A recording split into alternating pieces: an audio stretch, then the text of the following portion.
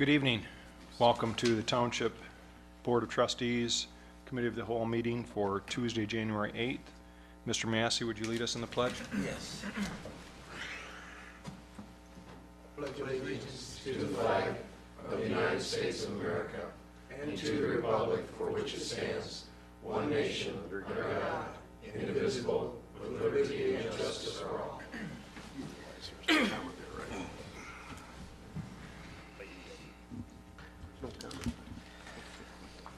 So I'll ask for approval of the agenda for this evening. So moved, Mr. Chair. Support. Okay, there's motion support. Any discussion? Mr. Guzak?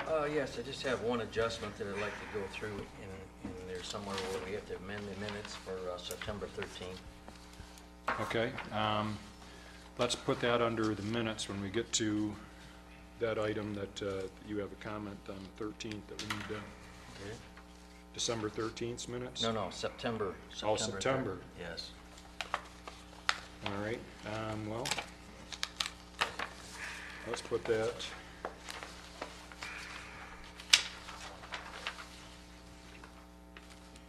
I don't know, I guess we can talk about it under minutes, so let's just add it to number 4 and we'll put September 13th minutes.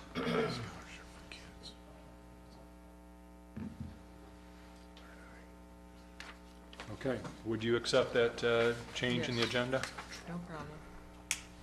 I think you seconded it, Mr. Massey. Yes, but is there a discussion? Well, we're going to discuss it when we put it on the agenda. Oh, okay. I mean, when we Okay. come to that. Okay. But you're okay with adding it to the Yes. agenda? Yes. Okay. All those in favor say aye. Aye. Any opposed? With that, we are going to open the floor for public comment. And we'll start in the back of the room. Mr. Hurt? Good evening. Good evening, Ed, 7212 Porter Road. Hopefully you Happy can New hear me Year. here. I wanted to talk about this last time we met last year, about the operating study that was presented slightly, just the overview of it, of the fire. This is a Fire Commission financial operating study we were talking about. You talking about the study we had commissioned? Yes, The allocation study. the allocation study. Okay, and it's based on the desire to remain joint with the city, okay? And see if that's in our best interest. Actually, as far as I'm concerned, the city's getting a big discount in this. They're getting away with it, but anyhow, so I want to get on to over the past 2 years or so. It's been a push-pull between the two municipalities. The city going on, just to bring up some history here. City going on News 12, you know, saying that we don't really need that kind of money, which the Fire Commission said they did, the Township Board agreed. And the city was saying they can't afford it, bringing up lunch programs. I mean, to me, this is rhetoric. We went over and over the cost, saying the township did things illegal. I don't know if anybody remembers this from over the past 2 years, but I do. And them saying it's news to them there's a funding problem. That was at the first meeting. Shows you how our partner really is. And then them saying we're bullying them. I don't know if anybody remembers that from the library meeting. Councilperson not knowing where Station 2 was for the fire department. Just shows you they're way out there. The city wanted a tie bar. I'm glad we didn't, because they just wanted a free ride. And they actually said, the mayor said this, the funding is not needed at the level that the Fire Commission said and the township did. And then a month later, they went to their residents and said they want that kind of funding. It just shows you how backwards this thing is. And then this all started with the city saying they were paying too much. And it's proven they're paying way too little and they're getting a free ride. All this time, the city's been inadequately funding the fire department. And then they wanted a guarantee that Station 1 would remain open. Total disregards to the township. We need stations opened. They have 50% control of the fire commission. Why don't they place 50% of the funding? Where are they? Comes to the goodies, they get it, but when it comes to pay, they're not there. City actually put a letter on their website, and it's all open for you to look at, dissing the township. We don't know what we're doing. Is this the kind of partner we want? These are things that happened, things that were said. The city has a 24-staffed firehouse. We pay the brunt of that bill, okay?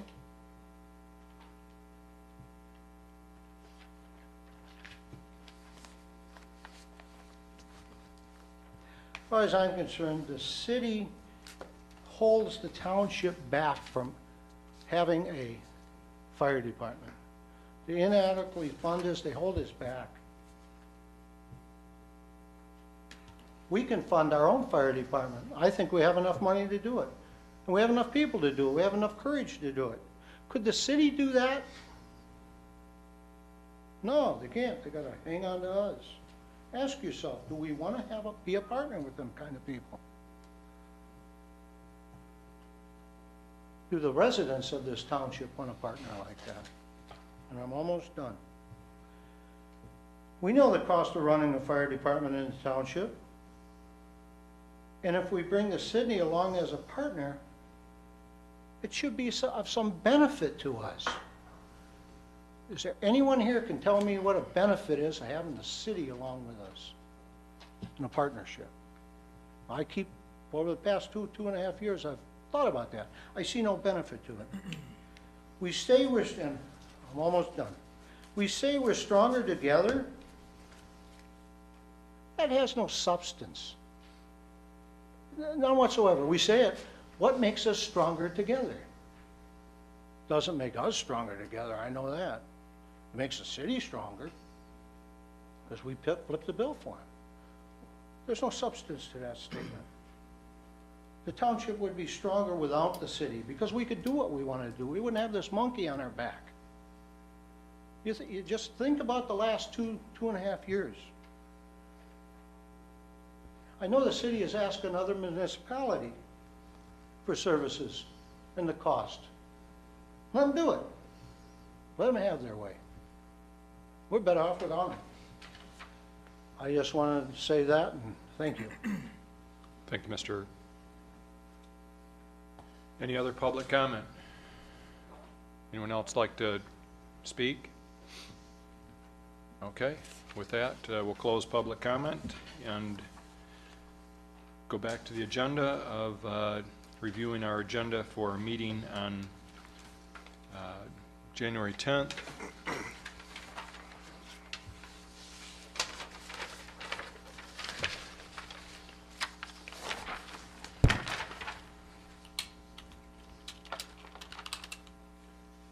And I think, Mr. Limita, is this where we wanted to cover some of the written reports and have Mr. Lloyd make his presentation at this point?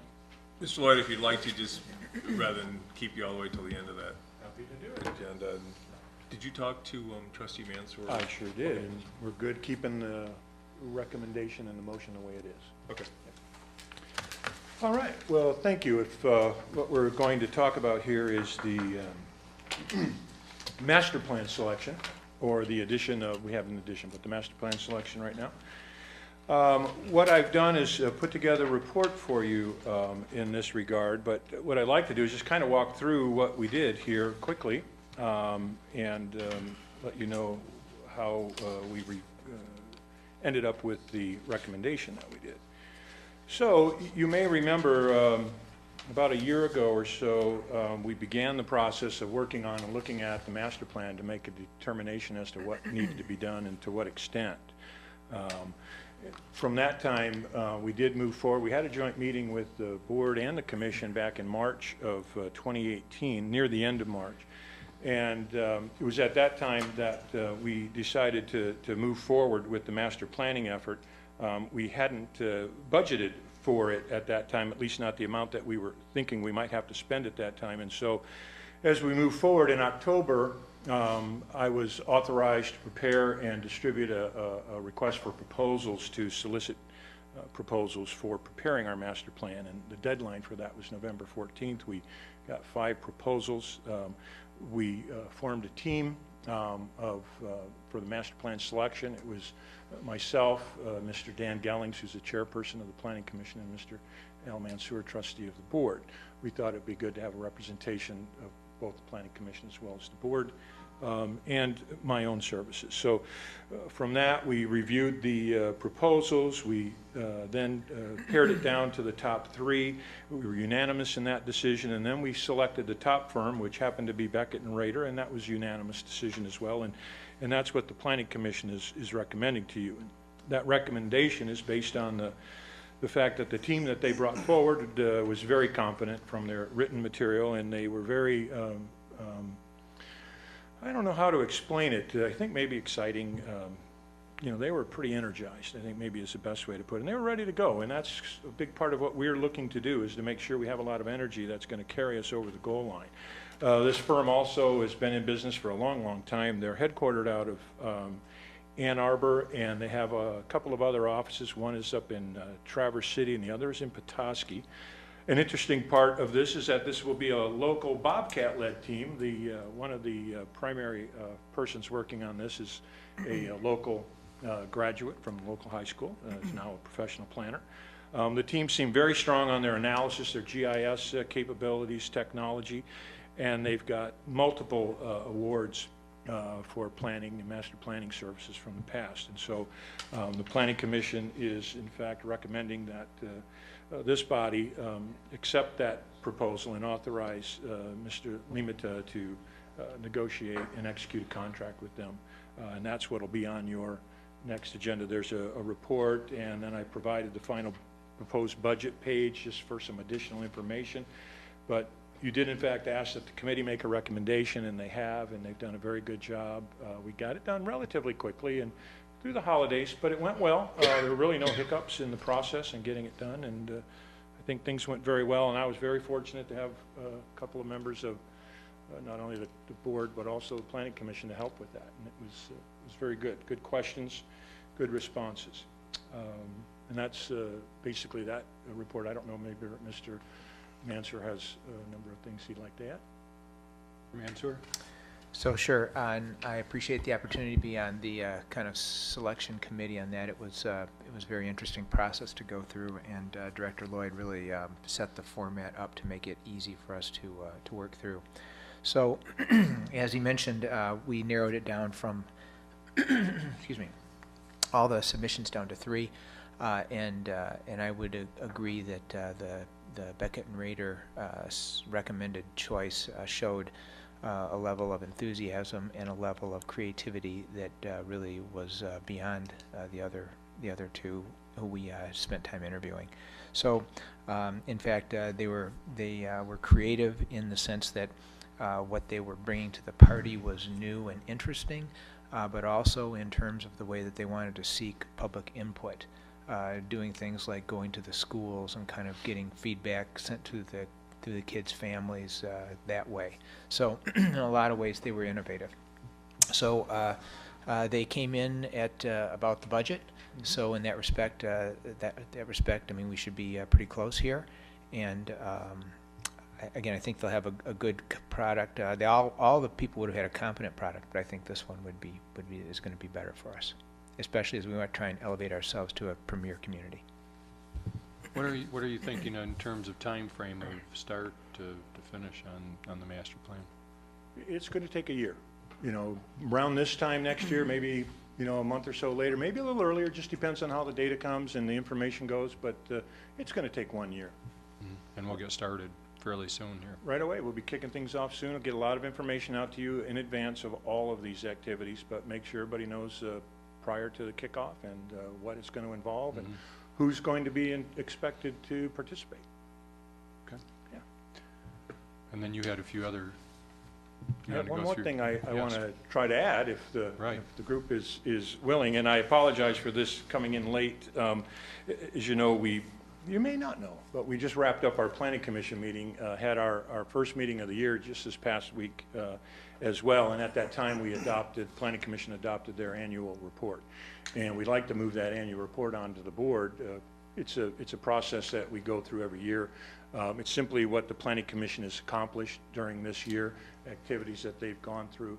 There's a map depicting where the projects were, what the projects were. And the one thing that we've done a little bit different this year, you've all seen, maybe not all of you, I apologize. I think, Mr. Adkins, you weren't on the board in the past, but we've had these annual reports to you before. The one thing that's a little bit different and that you're all aware of is that now we're able to process some of our applications through an administrative process. We did 7 of those this year, 4 of which I just recently prepared a supplemental report that I mailed out directly, emailed to all of you, so you have it. I don't know that you all have the annual report from the commission yet, but that'll be forthcoming very quickly, probably tomorrow or something, I'm sure. And the item that I sent is simply a supplemental item that just describes those administrative items. It was asked that we expand that and push that out. As a matter of fact, one of the requirements when we amend a PUD agreement and or a PUD site plan is that we report that out. And we did that on December 7th, and we've reported that out. So, Mr. Lloyd, I just want to make sure for the public and for our board that they understand what that administrative action, what does that mean? Maybe you can explain it in terms of if I'm a business owner and I'm coming to you needing something fairly quickly, how does that administrative action help me? And also, well, you can take it from there. Well, there's a couple of things that the administrative process does. I think first and foremost, it expedites the process. We're able to take a look at these projects because they're typically amendments to an existing site plan. There's other things, and I'll explain those too, but let's say an amendment to a site plan. We've already gone through the heavy lifting of doing the full analysis of the site plan originally. So now if we're making an amendment or an adjustment, if it's not too significant and if it complies with the ordinance, which allows up to 5% of building area expansion, moving the building a certain distance, and a few other criteria. As long as we're within that, we have the ability to approve those administratively, and when we take that on administratively, we were able to turn that around in a couple of weeks, as opposed to having to make someone potentially wait for 6 weeks to get to a planning commission meeting. Now, an extra month isn't always a big impact to some developers, but to a lot of them it is, and that's one thing that's very important to people. And there's no reason to make folks go through an extended process if they don't need to. It puts us through additional work, puts the planning commission, and puts them through additional work. And there's no upside to that extended time period. So it's best to try to find ways to expedite, streamline the review process, apply that to the applicants, the developers who want to take advantage of it, and utilize it. And you'll see by the projects that we've looked at, we approved an employee parking lot over at the MTA site, the retail building expansion for the O'Reillys, which hasn't been built yet, the retail building expansion for a new Aldi's to go into the old MC Sports building, and then a building expansion allowing additional storage at the ASI packaging plant. So you can see they're pretty innocuous, relatively non-impactive kinds of uses. Big deal, the PUD amendment, of course, and that's nice to have that happen, but you won't really see a lot of difference in the building other than it being a little bit bigger. Materials and everything are all going to be the same. So no significant changes, nothing that would really trigger or require either planning commission or board consideration. You're able to reel these back in any time if by any chance you get uncomfortable with what you're seeing us doing at the administrative level. But I would hope that there's an understanding of the upside to this, and that is, us facilitating, building goodwill with the development community out there by helping to facilitate these things and putting us to the test, giving us an opportunity to kind of crank things out and, get together as a group and realize, hey, we got to go to work in the next week or so and get this returned. It adds a little excitement. So your annual report is in the packet. It will be, I think. It's in the packet now. Yeah, everybody should have already received it. And so my question for the board is, would you prefer to have that as a consent agenda item to just accept and approve the annual planning commission's annual report, or would you rather have it on operational issues for further discussion? It's been a consent item in the past. I have no problem with it being consent over. A couple times, actually. Well, Does anybody have a problem with it being on the Mr. consent? Chair, Yes. I'd like to hear from the person that's most closest to it, and that's trustee Mansour? Mansour. So yes, the material that Director Lloyd's put together, the annual report, has been brought to the Planning Commission twice. So we saw an initial draft and made some recommendations and changes, including spelling out some of these administrative moves a little bit more clearly, which Director Lloyd followed up in the, which Director Lloyd followed up in the last version here. So the Planning Commission is supportive of that, so I would concur that we should put this as a consent agenda item if that's okay with the rest of the board. Mr. Thomas? Can we put in the consent agreement, consent item, and then if we have questions before we vote on the consent? Yeah, absolutely. I mean, we can, whenever I'm fine with anything's that. put into the consent agenda, I'm if fine. anybody has any questions on it, before we approve that consent agenda, you can ask to have a portion I'll or, be here. you know, what have you removed from the consent agenda, so not a problem. If I could, I just want to point one thing out. You know, we're pretty modern and we do things pretty well around here, but one thing I discovered is, you know, the way that we're documenting and logging our projects, you know, is maybe has a little bit to be desired. And one thing I discovered is, when I was working with our good friends in GIS to help us with the map, I realized if we were logging and documenting what we do through Excel or some other, you know, software program that would relate to a GIS program, we would be able to simply make our logs more professional looking, and at the end of the year, instead of 3 weeks of scrambling and putting all this together and going out and finding it, we would have it all there. So we're going to step up that too, and we're working with the IT folks to help us put that together. Mr. Lloyd, would the development ready thing do some of that too, or not really? Well, potentially, because we're able to generate whatever reports we want out of that platform. So potentially you're directly from the development ready once we're fully on board with that. And according to Director Beller, it's in our portal, it's ready to go. Our new website is ready to launch. We're waiting for the sub-sites to come. If they're not here next week, we're going to go ahead and launch it and add them later. And when we do that, the development ready portal will be live and up and running. We're kind of hoping we can get through one before we start having developers work through it, just as a trial run. But time short, it's going to launch. It's imminent within a week or two. We'll be doing that next week, that run through. Very good. Yeah. Okay, any other questions for Mr. Lloyd?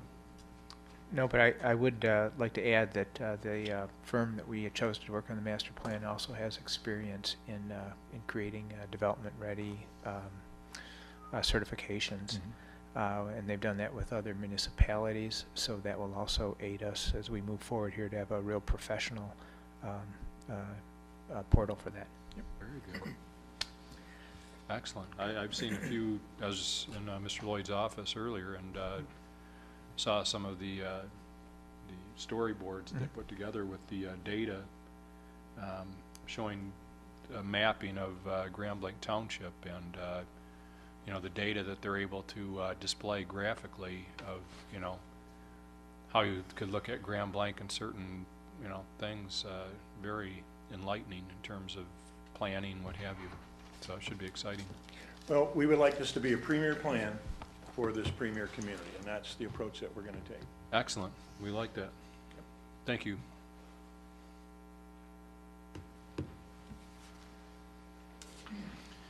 With that, we'll go through the agenda for Thursday. And we will have a privileged presentation in terms of official ceremonial swearing in for Police Department for Officer Zach Hummel, one of our newest officers. We will also recognize some recent promotions within the Police Department for Lieutenant Bill Rennie, Sergeant Josh Bellinger, and Sergeant Todd Gilbert. And then we'll also accept the resignation for one of our longtime Planning Commission members, Joe Johnson. I think he served the township just shy of 20 years in Planning Commission in other capacities, so, and we'll be appointing another Joe Johnson, actually goes by Jay Johnson, to our Planning Commission. So that'll be an exciting agenda item. We will then go through the minutes, and I don't know if anybody has any discussion items on that, but Mr. Mansworth? Yep, I just had one item on the December 21st meeting minutes. I just want to check the adjournment time. I think it probably wasn't 8 p.m. It was probably earlier in the day than that, so maybe just a typographical issue there, Yeah, that was the meeting we had on Friday, right? right? Without me. How did you know? It was a long meeting. It says 8 p.m. Yeah, we didn't meet that long. No, I think you would have really earned your money had you Would've gone. been 8 a.m. 8 a.m. Anyway, Thank you. that was all I saw. Thank you. Thank you. Okay. Mr. And Chair. then, yes, Mr. Massey? Have you- excuse me, Well, sir. I think we also added number 4 on here. Mr. Guzak wanted to talk about September, what was it, September 13th? September 13, yes, thank you, Scott. You all have a copy of the September 13 board minutes with you. At the very bottom, item G, you'll notice that we did approve for Chief Wiles to purchase 2 vehicles, a Chevy Tahoe as well as a Ford Explorer for $64,000. And of course, this went through, as you can see, it went through the state bid process. So everything's fine. The only problem is, it says the full amount, $64,000, is going to go to Berger Chevrolet, which is impossible because we have a vehicle, a Ford Explorer, that's going to go through Signature Ford. So I want to, we've got 2 ways to fix it. We can just drop Berger Chevrolet of Grand Rapids off there, and of course it goes to the state bids. And then of course the backup material in our packs did indicate that Berger Chevrolet would have one for like $36,992, and the Ford Explorer through Ford's Signature Ford would be for $27,447. The other way to do it is we could actually just say, okay, specify the amounts that Berger Chevrolet would receive $36,992, and Signature Ford would receive $27,447 for a grand total of the $64,000. So we're just doing that because right now we've got a check issued for $27,000 to Signature Ford, but I do not have the authority to release it because it's supposed to all go to Berger Chevrolet. I would think the easiest way is just drop the name of the dealership, so get rid of the Berger Chevrolet and we'll be good. And that's what I've outlined in there, and then the other way, of course, you have, the only way that's gonna work is you have to refer to the packet, but that's fine, as long as we've got documentation to allow us to release the check. Anybody have a problem with deleting that when we approve the minutes on Thursday? We just delete from the September 13th minutes the name of the dealership. Okay, I think we're good on that. Mr. Massey, you had an issue you wanted to talk about on the minutes? Yes, December the 11th, man. The, December 11th? yes, Okay. if I am correct, the Director of Parks and Rec gave a presentation, Yes. right? So in the minutes, in the presentation, the Director of Parks stated that she would be retiring last year, 2018. That is not in the minutes. I never heard her say that. She'd be retiring, but not in 2018. I'm sorry. Okay. I heard her, the board members heard her speak that. And let me go back and refresh the board. Remember when Trustee Thomas spoke about her retiring in 2018, and someone interrupted him and said, no, that's next year.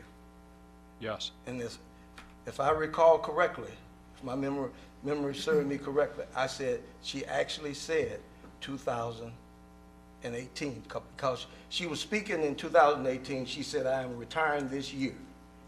Those are her exact words. So what I'm driving at, our minutes don't reflect accurate, I guess, representation of what we discussed. So I'm thinking that we should look at our minutes as a table of contents. That's one way to explain it, okay?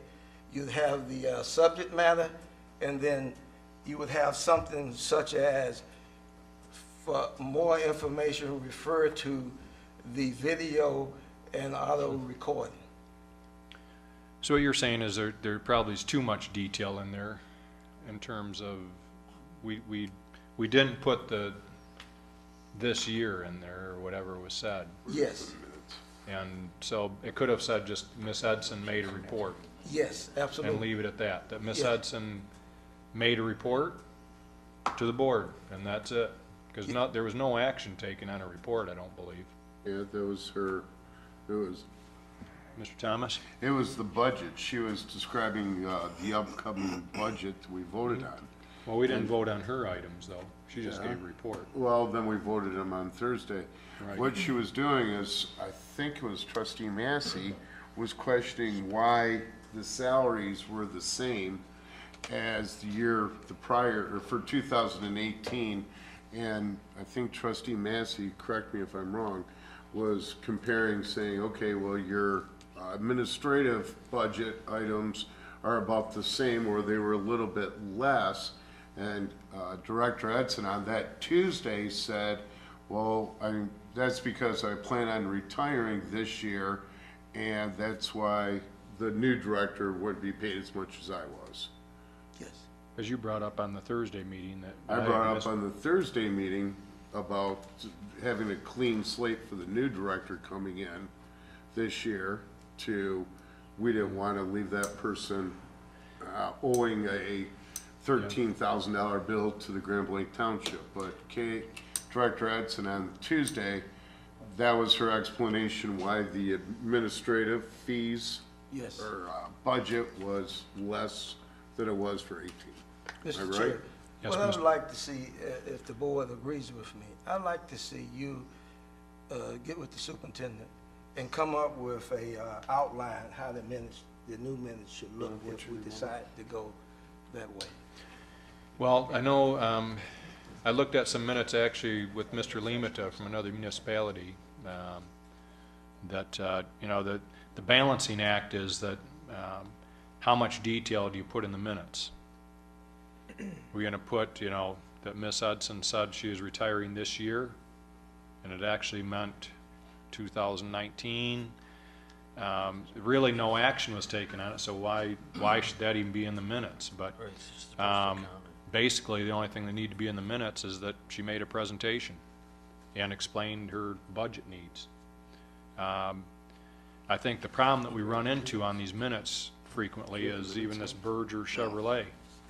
Board approved purchase from, whatever this bid thing is that we go through, Michigan Bids or whatever. Doesn't have to give the name of the dealership when we get into that. Now if we change this Michigan Bids or Michigan Gov or whatever it is, changes dealerships, now we gotta go back and change our minutes.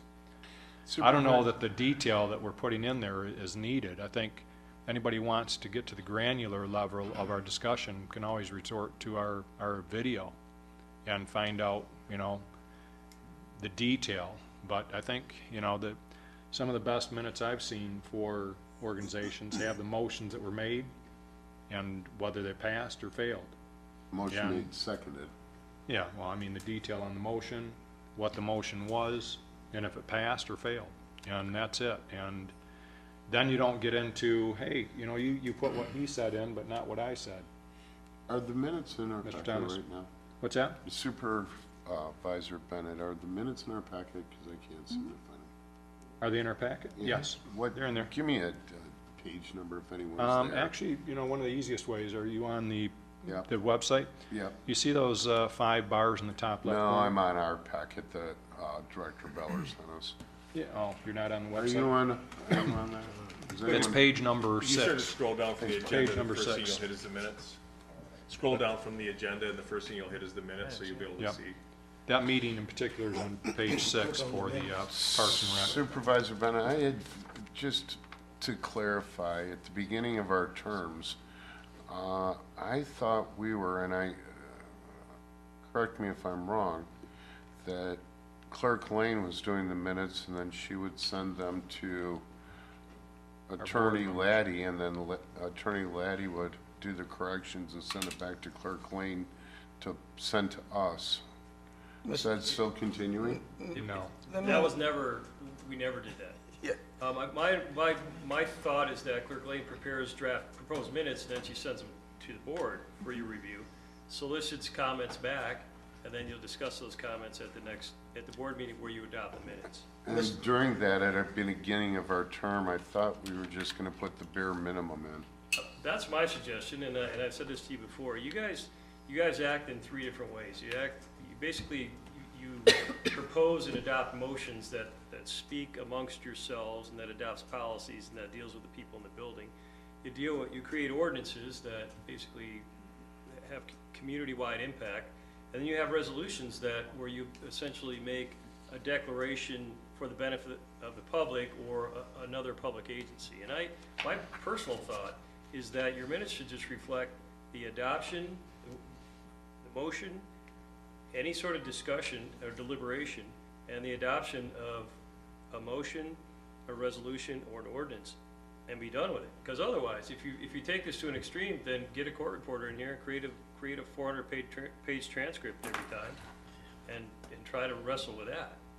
I think that'd be silly. Well, and the other thing is, and this is interesting, because you can watch our meetings verbatim on YouTube. And so I think we have been able to document our activities well beyond our official capacities. And my suggestion is, in the case of minutes, less is more, because there's a lot of support material that people can access. You can see our board packets as far back as we've been uploading them. So I appreciate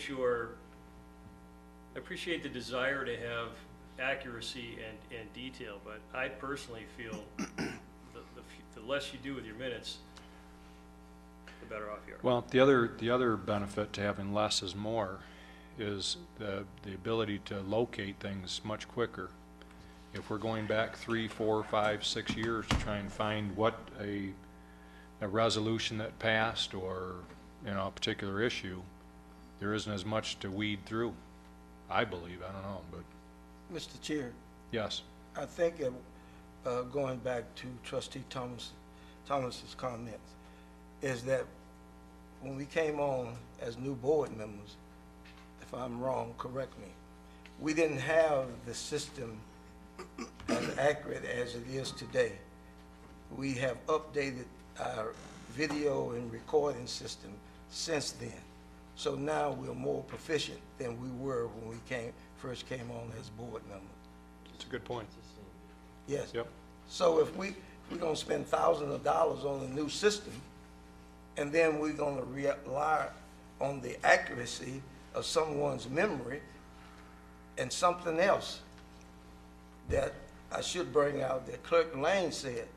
Now, she may not want me to say this, but I'm gonna say it. She said she spent more than 50% of her time putting the minutes together. I think that's an accurate statement. So if she spent more than 50% of her time putting minutes together, we definitely should go back using our high-tech system.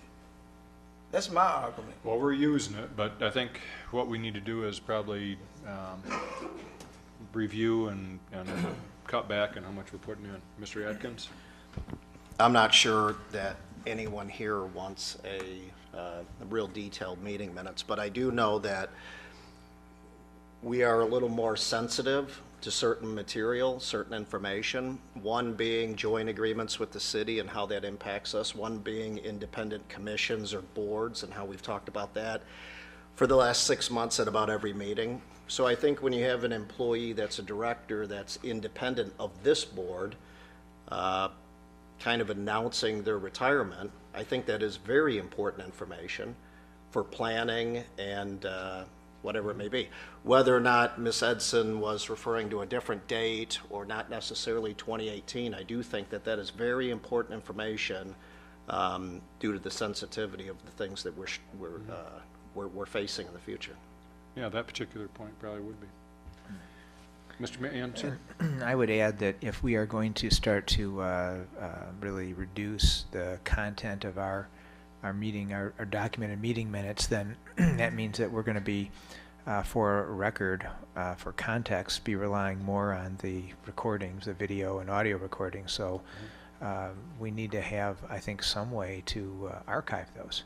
They are. If there's some way YouTube, whatever goes away, or we don't have access to that, then we ought to have some kind of record of them. I actually had a discussion just a few minutes before the meeting regarding that with Mr. Massey. Mr. Massey is one of the task force members that we put together for the record retention, and we were just talking about that we need to make sure that YouTube isn't the only place where those are archived. I spoke with Mr. Urbanik, who does our videotaping, and that YouTube channel can be downloaded, and so we'll need to speak with Mr. Beller about somehow downloading those and putting them into safekeeping, but we'll leave that to you, Mr. Lemata. They're stored on our server. Are they? Yes. Okay. Scott. Yes, Mr. Thomas? Supervisor Bennett, I'd like to make a suggestion that what we do is have Clerk Lane present the minutes like she has been doing, and then when she sends it out, we could, Pare it back where we see. Okay. I think that'd be the easiest thing. No, Mr. Chair, Yes. I do not agree to that, because what happens, you can have additional information out there. When we first came on as trustees, you remember there were a few discussions where we had to go back and rely on the minutes. Some of the minutes didn't have the information that we were looking for, if you recall, okay? So I don't think we should continue doing the same thing that we've done in the past. We have a new system. We all as trustees voted to upgrade the system for X number of dollars. So let's use our high technology. Well, we're going to continue using that, but I think the written record is we need to what I'm hearing here anyways is that we need to pare back on that. How about if we do this, and that I'll get with Mr. Laddie and maybe Miss Lane, and we can take a look at the minutes and have a discussion on what that might look like, at least in Mr. Lemata as well. There's a couple other municipalities I've seen examples of that, and I'm sure Mr. Laddie sees plenty of them, and we can take a look at ours and present some things to our board and see what your wishes are. Does that sound like a plan of action? Great Yes. points, Trustee Massey. Okay. Great points. Thank you. Okay. So any further discussion on the minutes? Okay. We will have under the consent agenda for Thursday the approval of the treasurer's report, our payables for the general fund, our DPW fund, and our grand total. We will also have a motion to approve the upgrade of Johnson Controls Metasys control system for $12,500, and the purchase of a new server and ancillary equipment for $1,458, and authorizes the superintendent to execute the contract. It's a budgeted item from our capital expense for 2019 for our general fund, police, capital projects. Supervisor Okay. Bennett? Yes, Can Mr. we Lane. have Director Sears, can you just walk them through the importance of the upgrade?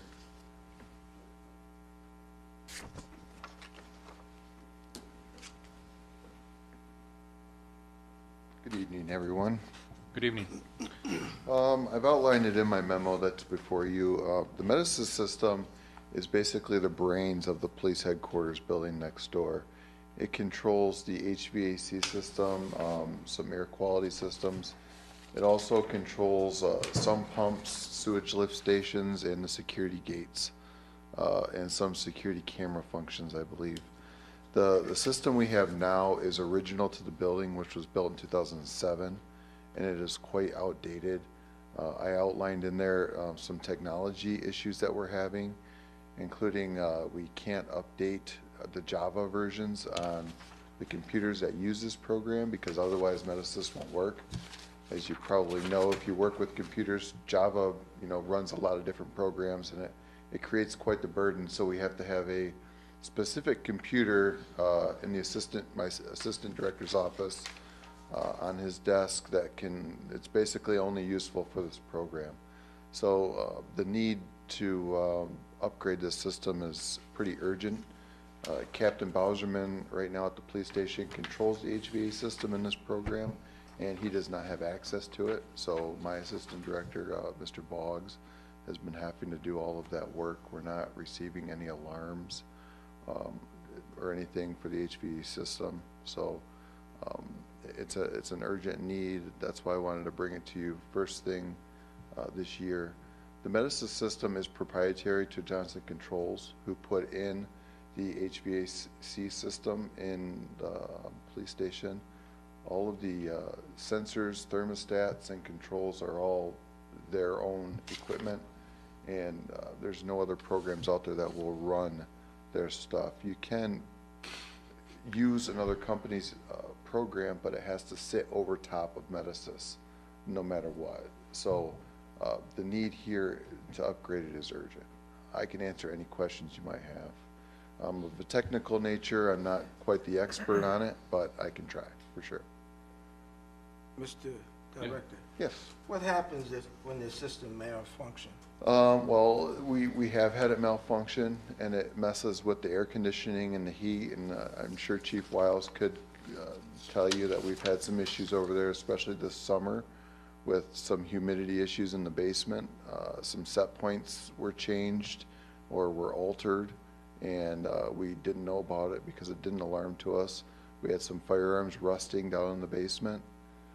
We also, there's CO2 alarms in that built into this system that we don't get alarms on. There's some temperature gauges in there for like an IT closet that's prone to a lot of heat. If it overheats, it should tell the air conditioning to kick on, and we've had that malfunction, which can be dangerous towards the IT equipment, very vital in the police station. So it's pretty critical if it goes down.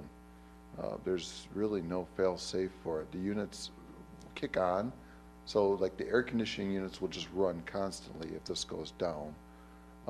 But other than that, How old is that system? 2007 is when it was put in, so a little over 10 years old, when the building was built. It's original to the building. That includes the server. And the server really should be updated every 5 to 10 years as it is. And it's becoming quite unreliable also, so. Any questions, Mr. Sears? Thank you. Thank you.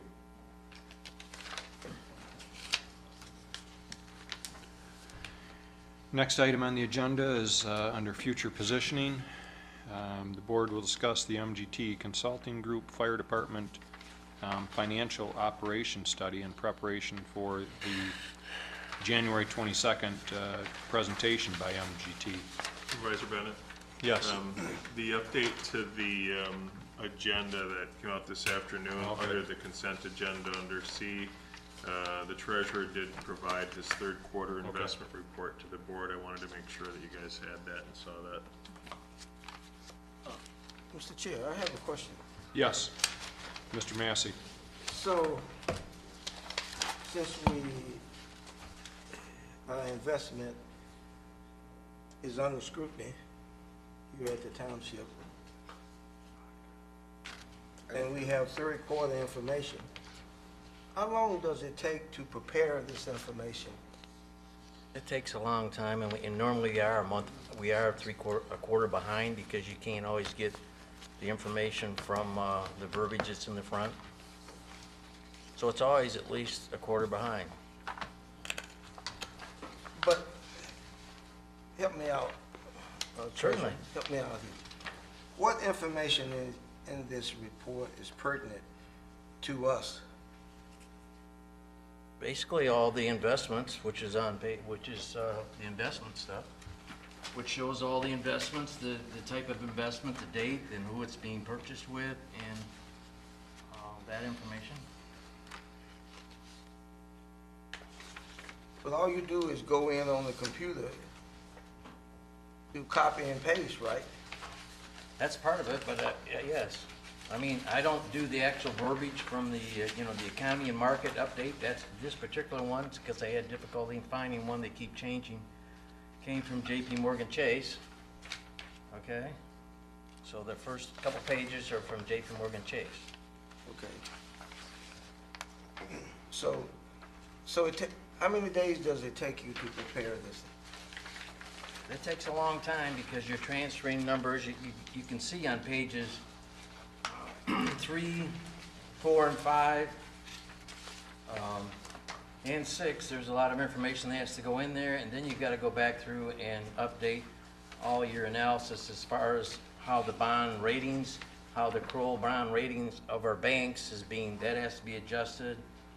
The pooled investments has to be adjusted, and then you have to go back and try to recalculate the different rates and the averages, which these averages are low because it's difficult to do that type of averaging.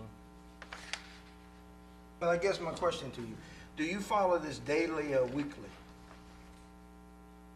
Do I follow what, daily or weekly? this report? That report is built every time we do an investment, okay? So that's probably every week. I do investments, even though we only have payables twice a month and we have payroll twice a month, but I invest every week. Okay.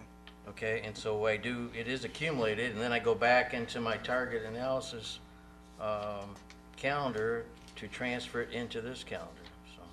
Look, one more question. Sure. So this pie chart, you copied and pasted, right?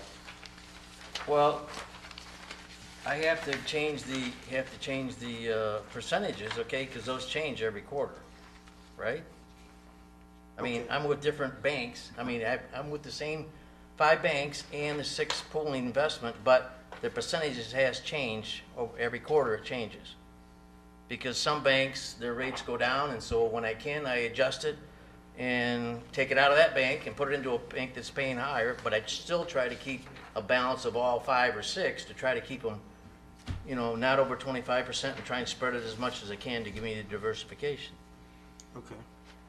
Thank you. Does that help? Thank you. You're welcome. Okay. Any other comments on the investment report? Okay. Now we'll move on to future positioning. And the board will discuss the MGT Consulting Group Fire Department Financial Operations Study and preparation for the presentation on January 22nd by MGT. So we received some correspondence from Mr. Laddie with regard to everybody's had a chance to look over the study. We've got a number of options that you know we'll be presented with. We'll you know listen to the presentation from MGT and maybe get some clarification on anything that anybody has questions on. We've asked the board that if they have any questions of MGT or their presentation to forward those directly to Mr. Limita, and that he will present those to MGT so that at the board meeting they can make their presentation pretty straightforward and have our questions in advance.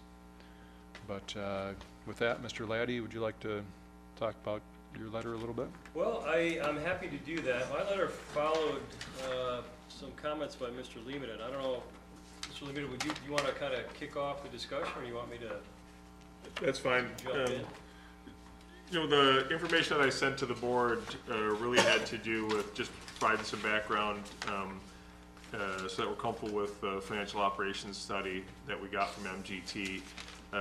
Wanted to point out some of the highlights and then really talk about, you know, what it came down to is a cost-sharing ratio that they're recommending for the board, the importance that we uncovered nearly $300,000 in uncaptured indirect costs prior to, and then based on this information, they'll be here on the 22nd to actually walk you through and answer any of the questions you have. But I think what it leads itself to the fact that now the board has seen the true cost, and again, it's a snapshot of 2017, plus they've included the projections of what the capital expenditures are anticipated to be. You look at that, we've got a recommendation again for a cost-sharing ratio, but it's really up to the board's determination moving forward. What are you going to do with the information? How do you want to move forward? I think that you have several options. The first being we have a joint operating resolution that we operate under now, adjust the funding formulas to include the information about operations and capital, and try to come up with continued negotiations to fill that out. You also have the option of looking at an intergovernmental cooperative agreement, having the attorneys draw up a very detailed intergovernmental cooperative agreement that dictates exactly who's going to do what, when, where, pays whatever, what that's going to be, and move away from the joint operation resolution that we have and move into an intergovernmental cooperative agreement, which gives you tremendous latitude on much more detailed operational concepts. I think that you can certainly look at dissolving the current operations. What you're really charged with is you have a millage and you have a duty to protect the citizens of the township. You could dissolve the current agreement, put the city on notice that you're only interested in providing township fire operations, and they need to come up with their idea for fire operations. Or as part of that, you take over fire operations and you agree or ask them if they're interested in you providing their fire service for them for a set cost. And you have a good now fact-based cost allocation study in which to base those costs off of. You also have an Act 57 Fire Authority that gives you the potential to form a joint authority, but again, you're forming a new government that steps away from you, you give up control. Those are just some of the options available to you, but I think the board in December had said that they wanted, because of the funding shortfall that we knew we've been experiencing for the last 3 years and the inability to purchase capital to move forward, it said we need to have an idea by 90 days. I would suggest by April 1st that the board has the opportunity to vet all of these options. David can certainly explain the legalities behind each one of those options, and then the board needs to make a decision of how we're moving forward. And I think you guys really are in the driver's seat. You've got the cost allocation study, you know what the funding formula should be. This tells you that our operations are working, that Chief Burdett and the guys at the fire department, guys and gals, are doing a tremendous job. We're effective, we're efficient. Our model works. But where we've had some irritation is more in the negotiations of moving forward. So I think you need to weigh all those, maybe do a pros and cons of each option, select the option and make a decision and move forward. But again, I think Attorney Laddie can provide the legalities behind it, but I think a great starting point is to listen to the study, accept it, or the board needs to make sure that they do accept the information that came from the study, hear the presentation, vet your options, and then make a decision, and we know by April 1st how we're going to operate in the future. I value that statement, Mr. Limita, that one of the things that we were having difficulty doing is seeing eye to eye with the city on whether or not there was a need for more funding. And the study allows us to have a fact-based basis for our discussion. We could come up with all the numbers we wanted to, but it didn't seem to make any influence on the city adjusting their numbers. However, now that the study has been completed, it clearly shows that it was underfunded. Mr. Laddie? And I agree. And one of the things, and this is something that I was thinking about earlier today, I was with Mr. Lehman. We were dispatched to Mr. Griffin's office a little more than a year ago, probably in the fall of it might have been 2017. And the primary purpose of our discussion in his office was to try to arrive at a new financing language for the provision of our joint ordinances that describe the 0.5 millages and the 0.5 contributions.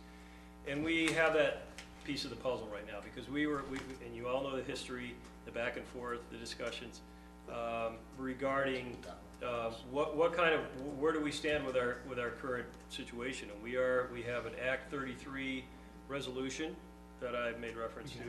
We have, we currently have 2 joint mirroring ordinances that need adjustments in the financing elements of it.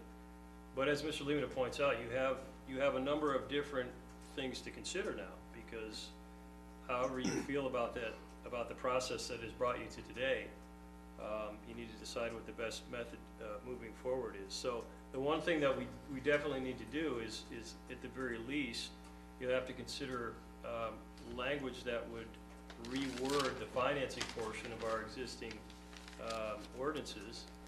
We should reconcile that joint resolution that's become stale in certain parts, and among those parts, it references a volunteer fire department. It cedes all personnel issues to the fire commission, and it discusses a 75-25% split with reviews every 3 years. So that, at the very minimum, needs to change. And Mr. Lehman has described a number of varying options having to do with renegotiating or rewording the joint ordinances, creating a whole new operating agreement between partners in an interlocal agreement that could be detailed and that could reflect the administrative and economic contributions that we make compared to what the city makes. There's a possibility of providing services to them at some amount of money based on your budget, and I think based on the study results. And one thing we didn't talk about too much was an Act 57 authority, and my impression throughout this whole process has been our issues do not stem from an independent authority is not something we need. In fact, it may be the opposite of what we need. So there are all sorts of variations and possibilities available for you. But I've been frankly waiting. I mean, I think the study, if you accept the recommendations of the study, particularly the point that we've captured some previously unrecognized costs and also the revenue split, I think that's going to lead you to really examine your relationship going forward with the city, because I think it's been well documented that having a 5-member board with 2 members on a fire commission is probably not going to be satisfactory going forward for you. One of the enlightening parts too is that I know that from our very first meeting we had public comment at that very first meeting saying, hey, basing the funding for the fire department on SEV alone is not right. If that was the case, I would want to partner with a community that had soaring SEVs, because basically it would nullify how much we have to pay, because their SEV would basically require them to pay the majority of the funds. And so this study, instead of saying that we want to base the budget for the fire department on our various SEVs, was shown to be not a good way to base it. And I don't know if that was how it was originally based, but I think that's how everybody looked at it. And with this new study, we're not looking at doing that. Mr. Lehman, would you like to comment on that? Yeah, Supervisor Bennett, that brings a very key point. It's a change in how we've looked at fire operations. In 2010, when this current agreement was put together, it was with the idea that, what will be fair is everybody pays the same. It's $1 million, and it doesn't matter if you live in the city or the township, so that's fair. But that never took into consideration actual cost. What was it cost? And so that's why this cost allocation study was so important, because, like I said, not only did it uncover $300,000 in indirect costs that weren't being accounted for, but now those are accounted for. Now you can look at it and how you base your cost allocation split. I mean, they gave you a recommendation of what they would do out of 6 different measurements. They threw out the low and the high and averaged the remainder. You can either accept that recommendation or come up with another recommendation of your own. But I think what it shows is that we're shifting that focus to cost, not revenue. And all of those budgets should have been on cost. We look at all the other departments at what does it cost us to operate that department, and we adjust those costs accordingly. We don't pick a revenue number and say then it's going to fit this revenue no matter what. And that's kind of what we were doing. And the danger there, if you base it on strictly a millage number like it was and base it on the revenue side versus the expense side, is one municipality over the other could increase while the other went down, and you're just gonna push more of that burden. You're gonna end up subsidizing costs, one municipality over the other. And I think what the study showed is, quite frankly, the township has subsidized city operations. This only looked at 2017. It's a snapshot of 2017, but I think it can be extrapolated out, obviously, over the other years, especially when there's $300,000 of indirect costs that hadn't been picked up until we received the results of this study. Mr. Thomas, then Mr. Massey. What I'd like to see, and I'm through you to Attorney Laddie, I don't know if we could do this or not, but after the 22nd meeting with the MGT, and I'm just waiting to hear the presentation. I've digested these numbers.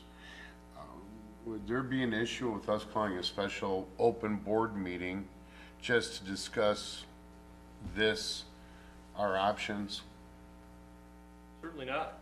I think after you officially are presented with the study, I think you're gonna need to spend a very focused and active amount of time trying to figure out what direction you're gonna go. And this would be, what I would like to do is, if my fellow trustees and the officers, if we could meet the following week after that Thursday and do nothing but hammer this out. Well, I went to the last fire commission meeting, and it was very eye-opening the way that was presented between the city and the township. And I just want to commend Trustee Massey for really representing us very, very well at that meeting. And hats off to you, Trustee Massey, at that fire commission meeting. Thank you. But I would really like to have a meeting the following week. well, we can talk about that, but. Well, that's where we're, Yeah. And, you know, we can talk through a little bit more here tonight and Thursday night, but, as well, you know, you mentioned the indirect costs, and we've been at this for 2.5, 3 years now. We started out with,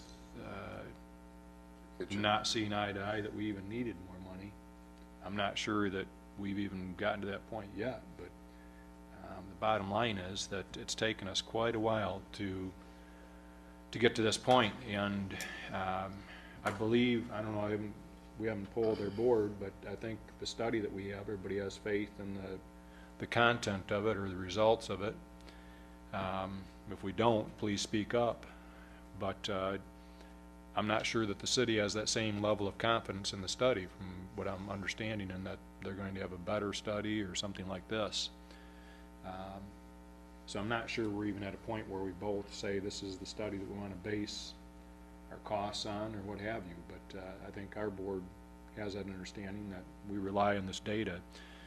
This company that we hired, MGT, is no small fish. I mean, Mr. Limita, they do this. I mean, I think when we spoke with them last, they had just engaged the city of Atlanta in doing some sort of municipal allocation study or use study or what have you. That's correct. I mean, MGT has been in business since 1974. I think based out of Florida, they have 8 offices now. We were just lucky enough to have one in Bay City, but I'm sure they'll give you the history of their company when they're here for the presentation. But I mean, they've been in business since 1974, and this is what they do. I mean, it's about helping municipalities uncover cost allocation and appropriate cost allocations. So they certainly have the chops to deliver what they delivered for us. And I think personally, I stand by the information that we gave them. We signed off on it. The city signed off on it. I think the information that they got was accurate and complete. And again, if we missed anything, anybody can bring up anything that they have a concern with, and we'll make sure that they respond back for that meeting on the 22nd. the city at the fire commission, and I'd like to direct this to Fire Chief Burdette. At the last fire commission meeting, their representative said that their study that they want us to be partners in was an operational look, correct? And operational look, ours is a dollar and fact look. And as we've all realized, looking at everything, our operationals is perfect. I mean, we couldn't ask for a better fire department and the way it's operating, the cost efficiency of it and such. So their study's looking at something totally different than what we just had our study. Ours is about penny, dollars and cents, theirs is about operational. And we're happy with the operation. Am I not? Are we not? The results from our study shows that the operation was superior. And our operations was never a question, correct? Not for me. It's nice to have the affirmation that, or confirmation that our fire department operates as one of the most efficient compared to the other 4 departments of similar, size. That our cost per capita is fabulous compared to the rest of the municipalities. Our response time is above NFPA, standards. So in every category, we already are at, So when you say the city study that they want to partake in, and correct me if I'm wrong, Fire Commissioner Massey, Commissioner Weasel and Commissioner Blondell both said theirs was strictly an operational. Yes, that's what I understood.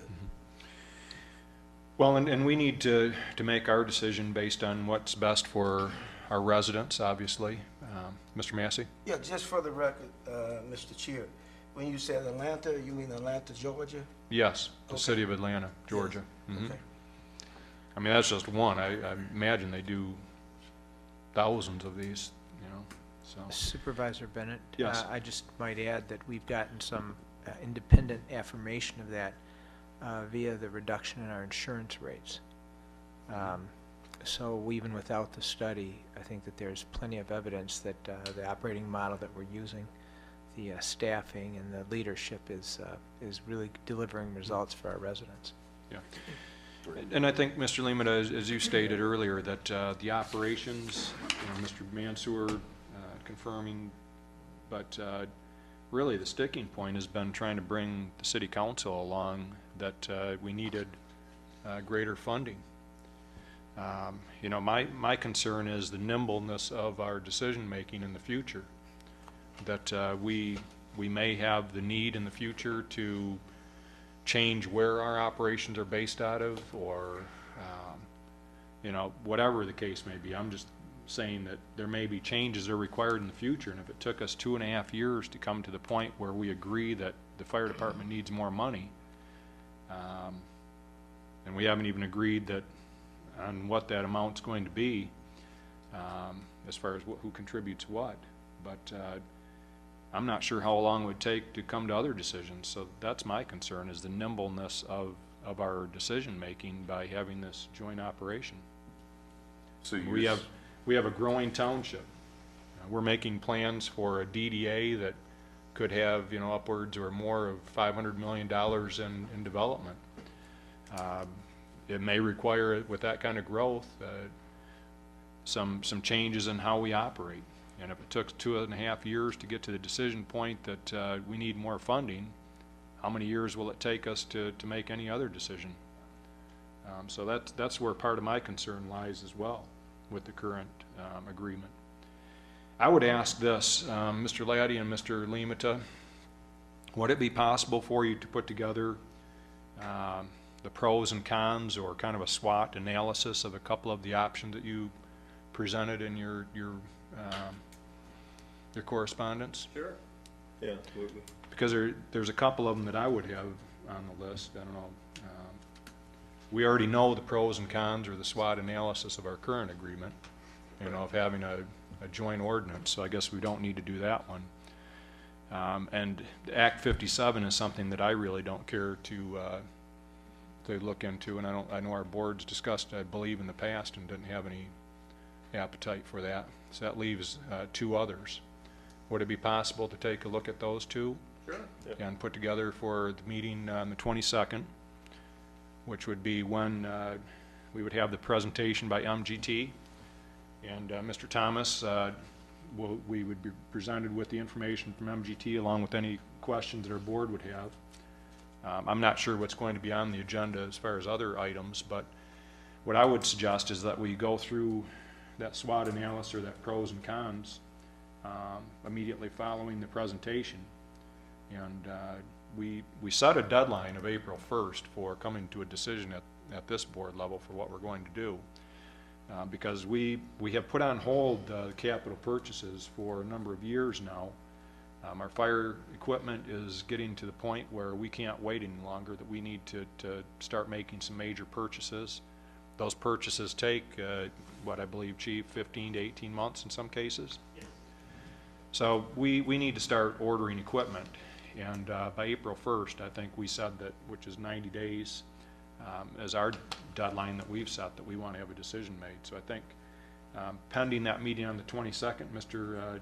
Thomas, what I would suggest is that we have that discussion on the 22nd, and then we look at what, because we may have some things we want Mr. Limata and Mr. Laddie to do that may require a couple of days or may require a couple of weeks to take care of pending that meeting on the 22nd. So I would ask that we wait till the 22nd to decide when we want to, if we need to have a special meeting and schedule at that point. Yeah, after the presentation, if nobody comes up with a motion. Right. Mr. Massey? Mr. Chair, during public comment, Yes. This evening's public comment? yes, Okay. Mr. Ed's comments caught my attention. Mr. Ed said the city is asking other cities and township about providing fire service. If I heard that correctly. Basically, that's what he said. So that tells me if the substance to what he said is 10% accurate, that they're making plans to depart. I really don't know what their plans are. You bring up a good question, but I know that we have to be prepared for, I mean, we have 38,000 residents that we have to provide fire service for, and we want to not just barely provide it. We want to provide the best possible service, and it's this board's intention that we're going to take every action, make sure that happens. Now, the city has some other plan for doing that for their residents, then, you know, they have that ability to do that, hopefully. Mr. Laddie? It's a fair statement to say that under any circumstance, under any concept, you guys are ready, willing, and able to continue to provide that level of service to your township residents, right? Right. I mean, that's not changing. Supervisor Bennett? Yes. As we ask for the SWOT analysis to be constructed, I would certainly think that the value that we provide to the residents in terms of response, and that would be at the top of that list when we compare it to any of the alternatives. And then, again, as you mentioned, the overall, you know, as we look to plan in the future, our ability to be flexible, to be able to adjust to the changing circumstances in the township, whether that be, you know, additional development, residential, commercial, et cetera, those would all play a part in that. So that would, I think, would be some elements to look at. And then I hesitate to ask my fellow trustee if he would do something additional, but as a representative to the Fire Commission, maybe at the next meeting, you might be able to inquire more directly what the situation is with the intentions of the city to obtain fire services in some other fashion. Will do. Mr. Laddie, if I mean, the current ordinance obviously is outdated due to the new millage. It is outdated. The joint resolution is outdated for the three reasons I had mentioned. The mirroring ordinances are outdated as far as the financing provisions are concerned, both from our new adoption of the millage and also the cities. And so we both together made some changes to the resolution, and we through the course of our actions, and also have made changes, forced changes to the financing provisions. So it is beyond doubt that those ordinances need to be amended in some form or fashion relating to the financing. And so they should be thinking about that too. Yeah. Because when they changed their ideas about the financing schemes, they had to know that there's gonna be a change coming. Yeah. And you know,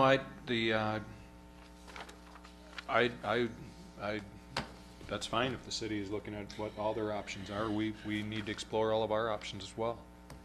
And that's the Thomas? reason why, one of the contentious moments that Trustee Massey endured at the last, Fire Commission meeting was because we are not sending our money for the capital, portion of their budget currently.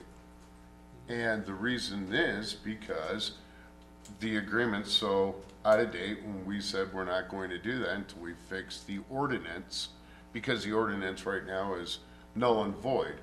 And Trustee Massey was asked that repeatedly at the Fire Commission meeting. And it was a pretty contentious point where the city's already putting all the amounts into it. Yeah, I think Mr. Massey deserves much thanks for his service on the Fire Commission. When we appoint our board members at the beginning of the year to these various commissions, we don't know what types of issues they're going to run into or what they're going to have to work through. But this has been, unfortunately, the fire issue has monopolized a great deal of this board's time. And I want, and I know from our board retreats, we've got a long laundry list of items we would like to do for the benefit of our residents. And this fire issue has been not only occupying obviously Mr. Massey's time, but this board's time. And there's a cost, and the cost is not getting other stuff done. And so if this deadline of April 1st is nothing more than to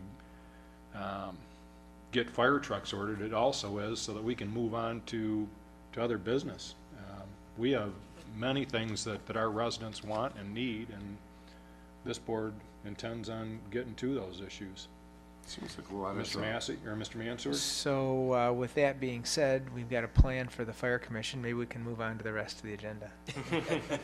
Unless anybody else has anything. But- Just for that, I'm gonna bring up Parks and Rec, where we're partners with them in that. So with that, though, I would urge you to look at the study, because we would like to make sure that the presenters on the 22nd are prepared with your questions. So please forward those to Mr. Limata, and we will attempt to have those. And Mr. Limata and Mr. Laddie will work on the SWOT analysis, and we'll look forward to that discussion as well. With that, under operational issues, the board will consider a motion to approve the Rose Pest Solution Renewal Agreement for 2019 through 2022, and that's for $198,695, and annually for mosquito control. And I know we're going to have a presentation on Thursday with this, Mr. Limata, or we have Mr. Rogers here. Okay, to talk about it. Okay. If anybody has any questions Yeah, tonight? just I guess a quick question for me. So the renewal of the agreement for the basically $200,000, how does that compare to the prior agreement? You mean as far as dollar-wise? Dollar-wise, yeah, exactly right. Yeah, and this didn't come through me, this went through Clerk Lane. Okay. I didn't have anything to do So with so Rose maybe Pest Solution. so maybe rather than take more time up, maybe if we could just be prepared at the next meeting to kind of give us the. 5%. It was in the low 190s, but you'll have. Thank you. Thank you. Okay, so we'll be able to compare it to last year. Didn't we just have this presentation a couple months ago? So we'll be able to take a look at what the cost was last year and what the increase is due to. Superintendent Limata, didn't we just have this presentation in September? That was more, they were telling you about the control program. This is renewal of the contract for another 4 years, so it's done every 4 years. That annually, you always get, the board receives a presentation from Rose Pest Control on the mosquito abatement program itself. And this is on the contract. May I Mr. ask- Massey? Mr. Chair, I have a question. I guess I'm sort of lost here. The superintendent has nothing to do with this contract? It didn't come through me, Trustee Massey. It went through Clerk Lane. I have some problems with that. I have a problem, I should say. I thought all of the spending went through the superintendent. That was my interpretation. I just know this, tonight it doesn't, I'm wrong. How did how did the arrangement start with the clerk? Ms. Lane?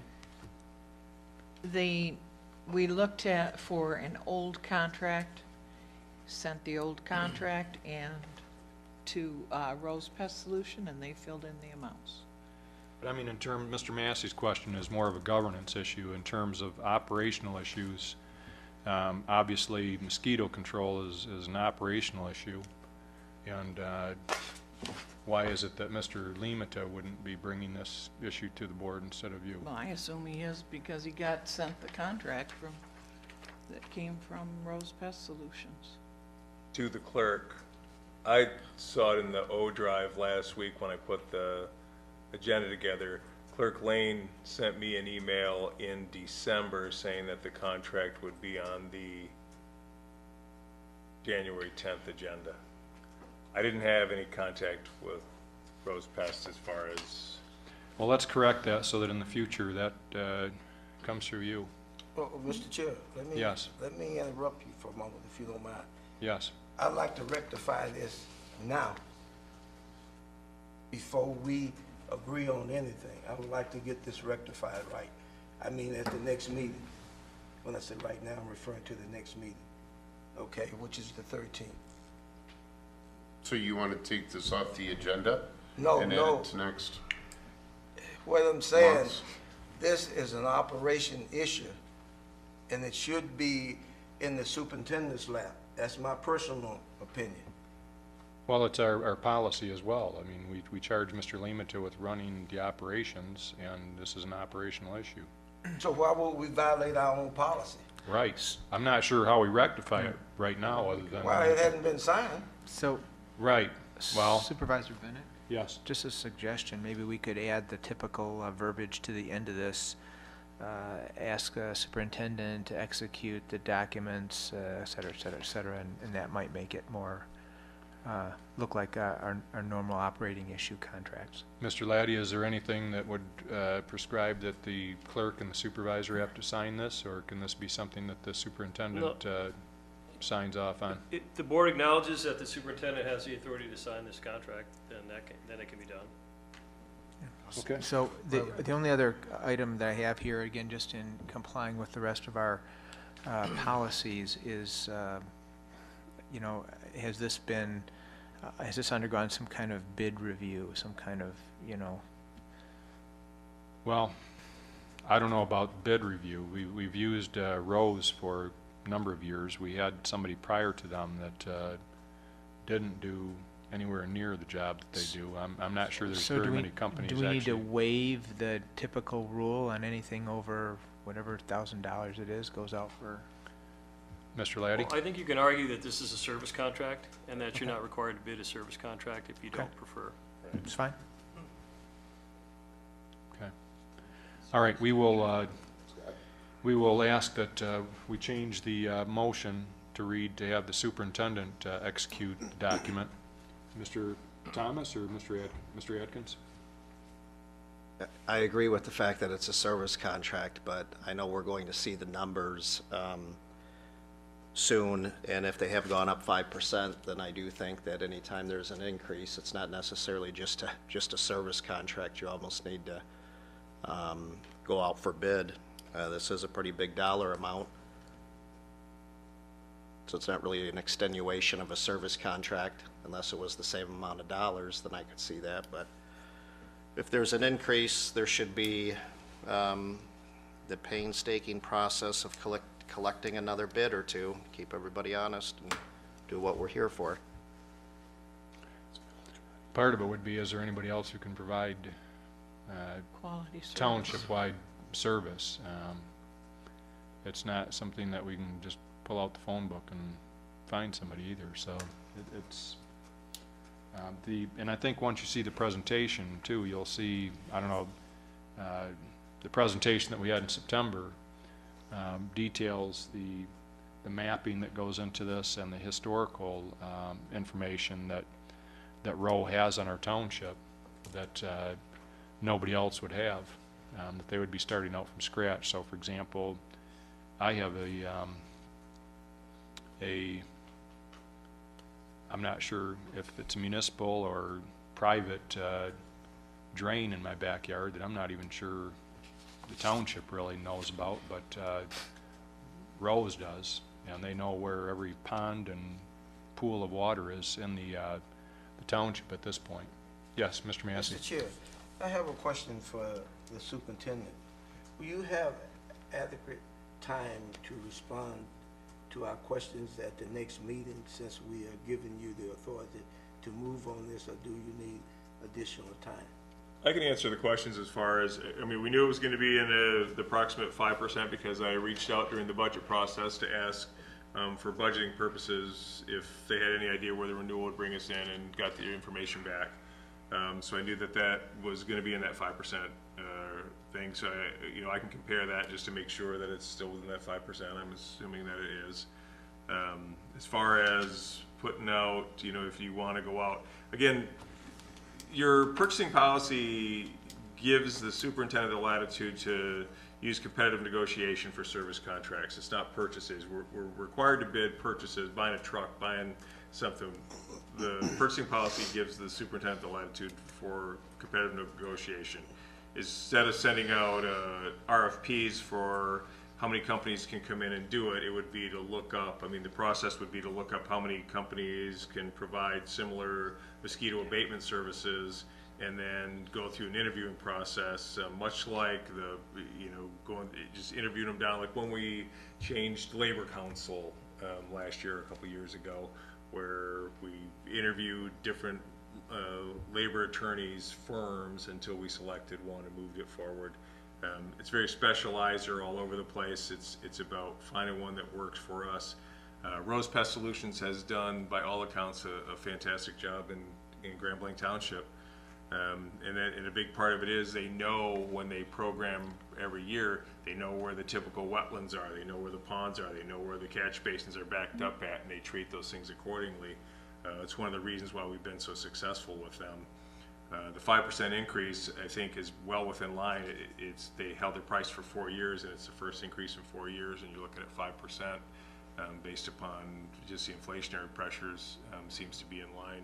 But I can do whatever the board's pleasure is. If you want to pull it from consideration and go into competitive negotiations or send out RFQs, I can do whatever the board pleasure is. Would it be possible, I'm just trying to get some consensus here, Mr. Atkins, would it be possible maybe, Mr. Lima, to just kind of put together a paragraph, kind of analysis of the market for this service, and your findings on why, we would go with Rose versus, I don't know, I really don't know who else is out there, but I'm not in that business either, but, I hear about Rose, all over. Mr. Thomas? When we listened to the presentation last November and the presentation before that, Rose said that a lot of the reason why it's so easy to do Grand Blanc Township is because of our mapping and the way that Director Sears has set up the new mapping. Because this is millage money, and we just got a millaging, we went to our residents to get a millage. I agree with Trustee Atkins that we get in 2 more bids. Rose isn't the only pest control in the state of Michigan. I agree with Trustee Atkins. Lonnie? Mr. Atkins? And I do agree with the service that Rose provides. and the complexity. And the only thing that I think is important is that we, you know, anytime we have an opportunity to follow our procedure that we put in place to make sure we're, you know, getting bids and keeping people honest and seeing what's out there. We've all agreed that there will be, maybe majority of the time, there'll be the circumstance that the cheapest isn't always the best. We know that there's a lot of things that go into the selection process, that it's not really just all about cost. But I think it's important at least to know what's out there, you know, going forward. You don't know, anything could happen to any company that we source, and we should have a little historic data on who's out there and who can provide some of these services, and at what cost. So that might be something a little bit different even than, it might be finding out if there's anybody else who can provide similar service. It might not even require getting another bid if there's nobody else. The mapping too, Mr. Thomas, is not done by our DPW or our GIS. It's actually done by Rose. So they have their own maps that they, because it's each little pool of water that they're mapping. We don't do that. We map sewers, but we don't map ponds and puddles and low spots. So that's proprietary to Rose. So, Ms. Lane?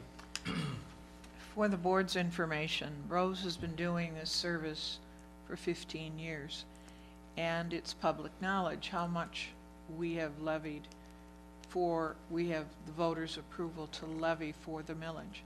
They have never, in those 15 years, ever sent us a bill to maximize what the voters have approved.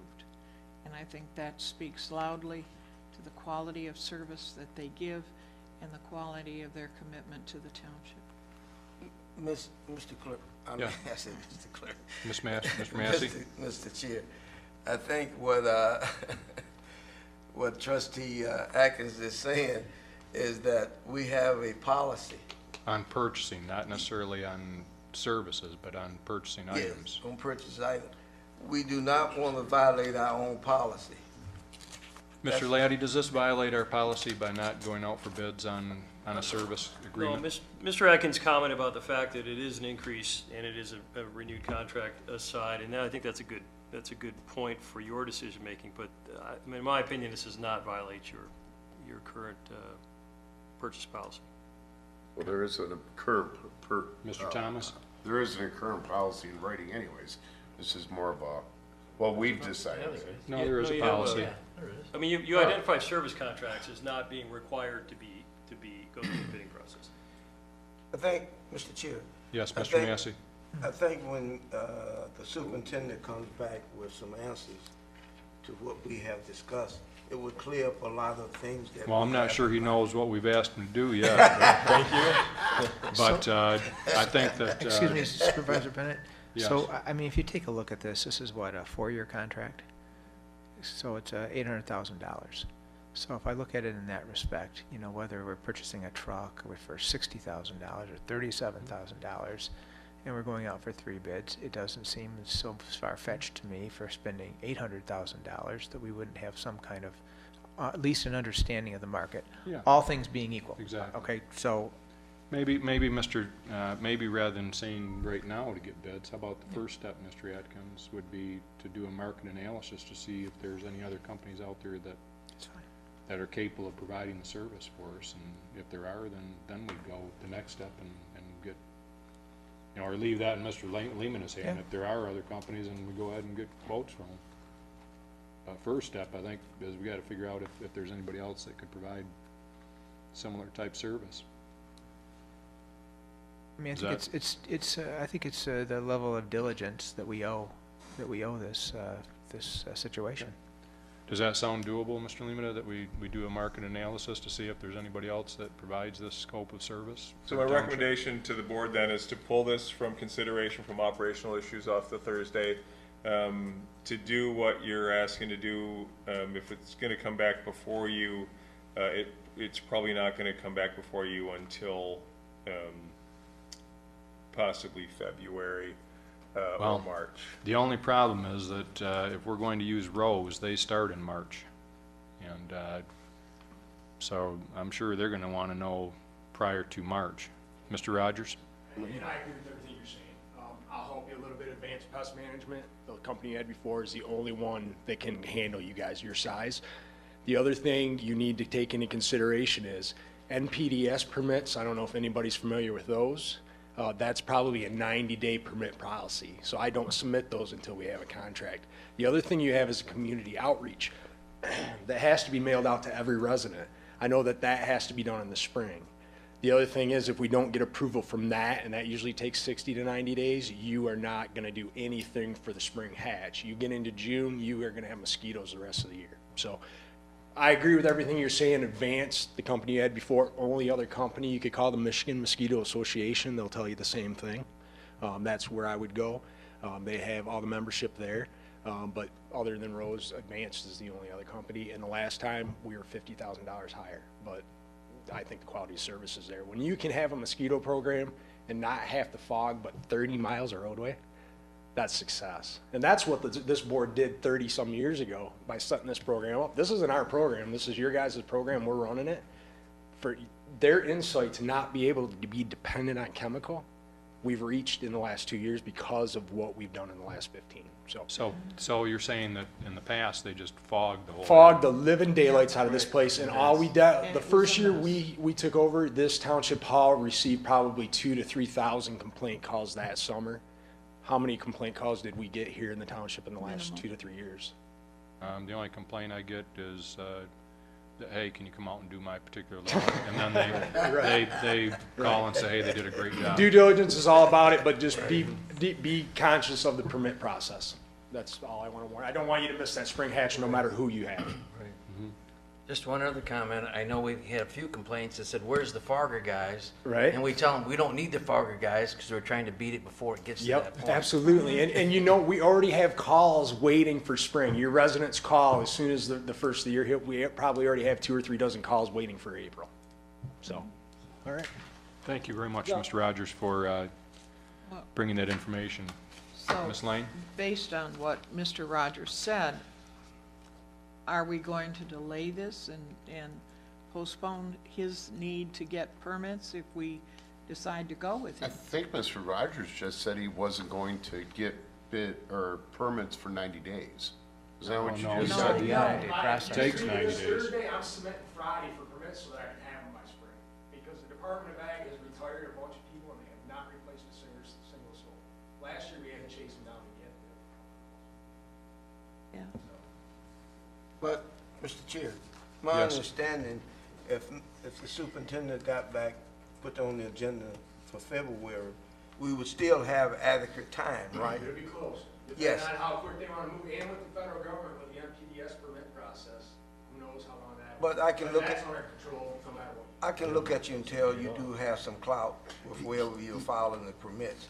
So you do a good I know some job. people, but I'm not everybody. I know you know some people. Do you want to chance it? I mean, personally, I've So the had the timing of this is experience with awful. the old and the new, and I prefer not to delay this particular item until February.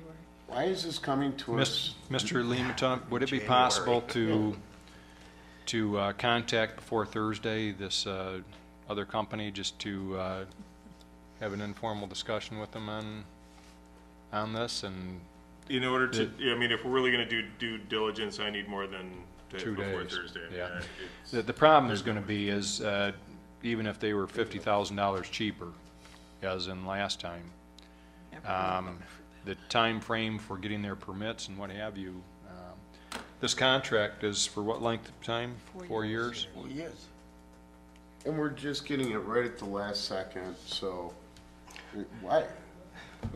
Well, What? this is I mean, going to be an well, we Gotta operational issue approve from it now on. tonight, and Okay, see, this is, I have a real, Well, Mr. Massey, addressed that issue earlier. That, okay, well, that's the reason why we hired a superintendent, I thought. That this should have came to us. well, it Trustee, should have came to budget. him. Trustee Well, Thomas, that's what I It meant. would have to come to me in order Before it for to come me to to bring here. it to you. Exactly. It just came to me on Friday. It's before you on Tuesday. And that's the issue that Mr. Massey brought at the beginning of this discussion. Yeah, the superintendent, let me clear this up based on what trustee Thomas said. It sounded as though that you were pointing the finger at the superintendent. The superintendent had nothing to do with this. We just dumped it in his lap tonight, okay? And asked him to do his due diligence. When was this submitted to us? What do you mean submitted to us? When was this brought, when was this submitted? When did Rose send us the proposal and I'd have to said? go looking you're- back. It was about in December, I think. December? And we got the contract back and have to look at my emails. So, Yeah, but Mr. Chair, how much time, by the last of this month, is that enough time? I thought we were a real company. well, I will contact the Michigan Mosquito Association. I'll look to see if there's anyone else besides Advanced Pest Management, but I'm sure Mr. Rogers isn't steering us in the wrong direction when he tells us that. But we can look into that. Can I have it back on the agenda for the 22nd, the meeting of the 22nd? I would say yes, as long as everything that we just discussed is true. I can look through, I can have a conversation, try to set up a meeting, bring them in. Again, you don't have to do it as an RFP or RFQs. It's a service agreement. It goes to competitive negotiated agreements, much like engineering services or anything like that. Legal services, engineering services. So it's more about can they do the job. It's more about getting as much information from them as possible and then trying to present alternatives to you, put it together and have it for you in 2 weeks. I mean, is it possible? Sure. I mean, it's possible as long as they're available, we can meet, we can have time to vet the information. are there any other things like this, Excellent Mr. Lamata, that, Excellent.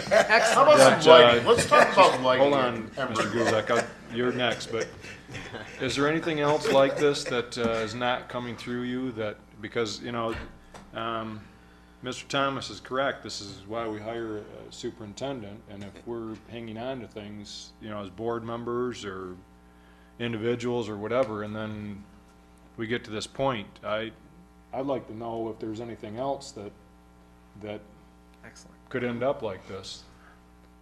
I mean, and you'll see on the agenda here in a few minutes that, you know, one of the things is that we want to talk about policy, and, you know, operations is, I think, is already our policy is in Mr. Limata's court.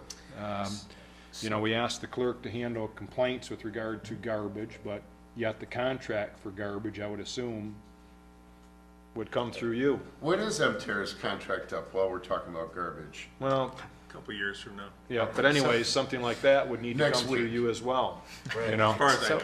Next week. So that's my concern, but, But, Mr. Chair, yes. you raised an interesting point. I think if I heard the superintendent correctly, he didn't agree to what you said. What did I say that you didn't agree to? He said, far as I know, it sounded as though he doesn't know. Well, he doesn't know what he doesn't know. I So, The last time this agreement would have come up, I wasn't here. so Supervisor Bennett, we just went through a fairly exhaustive review of our budget on a line-by-line basis. We couldn't hide $200,000 a year without it being somewhere in the budget. So Right. I guess the question is if we roll through those myriad of lines, is there anything big in there that Superintendent Limata isn't Well, seeing? you know, the thing is that any contract that somebody receives needs to be handed off. I get stuff from the road commission, from everybody else in my mailbox or email. The first thing I do is I copy Mr. Limata and Mr. Sears on it. Hey, you know what? This is operational. It's going to them, because you know what? I don't want somebody coming to me 3 months later and saying, hey, did you get something that we didn't act on? Yeah. Because a lot of these townships, it's the supervisor that's acting on it. In their case, it's an operational issue, so it needs to go to Mr. Limata. So my concern of anything is to watch those things and pass them on to him immediately, because we're charging him with being responsible for it. The least I can do is get him the information on a timely basis. But we do have a budget, and it is Yes. line item, and so it's not too hard to say, okay, for these line items, am I receiving these contracts or not? So, But he doesn't know Remember, when to these send 'em ones, you know, the two that have terms like mosquito abatement and solid waste, right? Emterra and Rose Pest Solutions. Those are also done with a specific voted millage. Sure. And so they haven't come up in my term. Since I've been here, this is the first one that's come up. Emterra, I only know that theirs is 2 years out because they went through the clerk early 2018 or mid-year 2018 and had asked to set up a meeting to talk about renewing the contract. And so I got a copy of their contract to pull it out to look, and then contacted them and said, number one, it's you come through me, not the clerk. Number two, why are we renewing your contract 2 years before it expires? Wouldn't we want to be closer so we know whether we're, you know, how you're doing service-wise, you know, those kind of things. So I had those conversations with them. With Rose, their contract, I wasn't sure when it was up. It came through the clerk's office. And again, it's one of those things. And Clerk Lane's point is, I mean, what we have the ability to levy for mosquitoes, we've never actually levied the full amount because of where Rose Pest Solutions have kept their contract down. So we have too much money. They have been very responsive. so in terms of continuing to move on here, can we ask the superintendent to bring back whatever he can for the 22nd? Everybody's comfortable, we'll meet the deadline of getting the paperwork filed with the state. I'd like to make a Does that comment. work for you, Mike? I don't Mr. want to Litt- prolong this or make Matt? it more difficult, but I realize that the total amount of the contract is something that is fairly daunting when you look at it. Would the board consider, and would Rose consider, a one-year agreement based on that dollar amount, just to tide you over this year and hit your deadlines, and then engage in a more You thorough were reading my vetting? mind, but, Yeah. But I don't, Would that be Rose would have to something- agree to limit their contract to a year. That doesn't change your bidding, your desire to have a bid, but it at least gives you some time. but it'd give us some time to do some due diligence, and, I'm okay with that. I'm okay with it. Do it on Thursday. Mr. Atkins would, Yeah, I'm good with that. Well, If need they're to willing to do approve it. from the Mr. Massey, are you Need to- okay with that? Yes, I'm okay with that. And Would, Rose consider that? would Rose consider that? Well, we appreciate your ability to help us to do our due diligence. So, and please, we want all communication to go through our superintendent. And if we can get them more than a month before the deadline, I think we tried to, but I think you as a board, we're busy, we try to get out, because we normally try to get in November, that's what the contract says, we will be here in November to give you the renewal contract and give you your end of the year. But well, trustee, That was excuse me, sent But Trustee what did you Thomas- send the letter to us asking for that? I'll tell you, since 2004, we've been directed to go through the clerk, this is the No. first time we've been told not. No, what's the dates or the month that you would have requested to meet with the board? November is what the contract says we would request to come in November. Right. Mr. Chair, Do the end of the year report, and then if it's a renewal, that's when we want to really deal with the renewal contracts, is November. So that- we have plenty of time to go through the bid process. So that probably came to us in September, October. Correct. Mr. Massey? Well, the November date for the end of the year reports are given, that's an all set. That every year we're supposed to be here in November unless you don't, as a board, have time. Trust, Mr. Massey? Trustee Thomas, I'd like to make a comment. I think that we should consider the superintendent. We have dumped it in his lap. We shouldn't be talking to someone in the audience unless we go through the superintendent, because we have cleared that up. So now, we shouldn't be talking to him when he sent it. Well, I think Mr. Thomas is trying to get to the bottom of when we were notified that they want to meet with us, because we're asking him, hey, can we get it prior to December next time, and what Rose Well, Pest that's for Solution. the superintendent to Okay. decide, not for me to decide. not No, for- I'm asking, Trustee Massey, what I'm asking is when they would have contacted us to bring this to the attention of the board. You know, Clerk Lane said that she received the information in December. Yes. And he's, Rose, and I'm asking him directly, because I Mr. want to Rogers. hear, is saying that he would have come to us in September or October. Well, the bottom line is, I think we want to move on from this issue. Yep, I'm good. Rose is going to allow us to do a one-year contract. Our board has consensus that that's going to happen. Mr. Rogers has stated that communication from here out will go through our superintendent, who's in charge of daily operations. Ms. Lane will direct any future contracts for any kind of service for operational issues to Mr. Limata, who will bring them to the board if necessary. Mr. Chair, Mr. Massey and then Mr. Limata. let me sort of clear up something. I know what you're saying. What do you mean by what do you mean by Clerk Lane will direct future contracts? Hand them off and say, as soon as she gets them, she will give them to him. Then direct whoever's sending them to speak directly with our superintendent. Okay, that's what I want to hear. Mr. Limata? My request for the board then is to still pull this from the agenda for Thursday and reschedule it for the 22nd. And the reason being is we may be able to ascertain within that time frame that Rose Pest Solutions remains our recommendation to move forward. It would be great to lock down only a 5% increase for 4 years. If we sign a one-year agreement, I don't know what's going to happen, but as prices go and these guys have to pay their bills as well, next year we may be sitting here having a conversation that they need another 5% on top of the 5%. So I'm just asking the board to give me the latitude to go till the 22nd to see if maybe we can. Well, my only concern is I don't want to miss the deadline for filing some of this paperwork. I know how bureaucracies work. Okay, all right, well, Okay. we're hearing that that'll work, so I guess if our provider is confident that that'll work, then let's wait until the 22nd. Okay? Yep.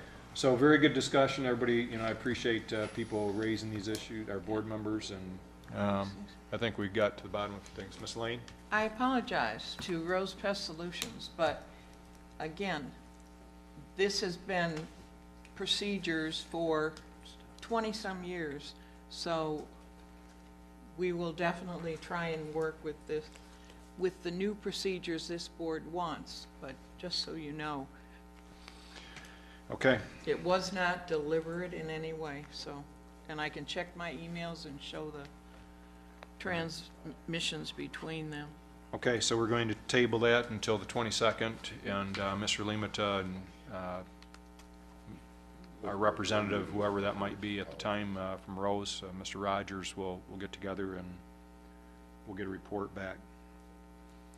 Okay, under operational issues, item B, the board will consider a resolution from the Rosenwald Harlenites, Mid-Michigan, to be recognized as a nonprofit organization for the purpose of obtaining a charitable gaming license. And everyone had this information in their packet. And I believe there is a representative, Mr. Alaska Williams here. So if anybody has any questions, or I guess if you'd like to come forward, Mr. Williams, and tell us a little bit about your group and what you're asking for. All right, thank you very much. It's most appreciated you guys to take this under consideration. The only reason I'm here is because the state requires a request for a gaming license to get approval from the local community. And I don't know if you have been in your package, you might see my resume, if you will. And I can only direct you to the fact that I've been a resident for over 20 years, and I have participated in a number of community activities.